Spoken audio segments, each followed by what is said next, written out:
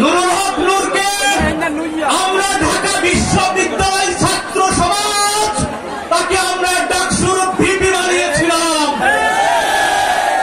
আমরা পটুয়াখালীবাসীর উদ্দেশ্য বলে দিতে চাই, আপনাদের দায়িত্ব এই ভিপি নূরকে এমপি বানানো। আমরা সারা বাংলাদেশের জনগণ আগামীতে ভিপি নুরুল হক নূরকে প্রধানমন্ত্রী বানাবো।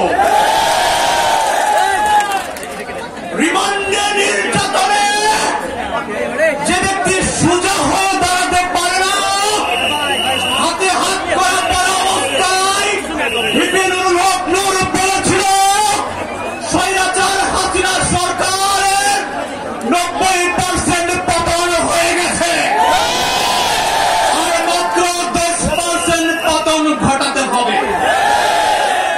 সত্যি সত্যি 2 দিনও যায় নাই, হাসিনা সরকার পালাতে বাধ্য হয়েছে। আমরা তারুণ্য বন্দুকের সামনে দাঁড়িয়েছি, জীবনের ঝুঁকি নিয়েছি। আমরা গত 16 বছরের ফ্যাসিস্ট মাফিয়া চোদ্দদানব হাসিনা সরকারকে পতন করি। আমরা দেখেছি গত 16 বছরে এই হাসিনা সরকার ওই দিল্লির দাসত্ব করেছে। আমরা বলে দিতে চাই, আমরা এই পিন্ডির জিঞ্জির ভেঙেছি দিল্লির দাসত্ব করার জন্য নয়।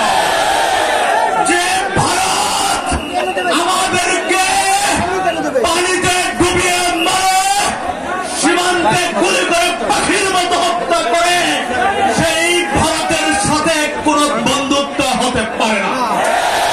আমরা ভারত সরকারকে স্পষ্ট করে বলে দিতে চাই, ভালোই ভালোই ওই বাক খোলা নিয়োগ বন্ধ করুন, সীমান্তে হত্যা বন্ধ করুন, আগ্রাসন বন্ধ করুন।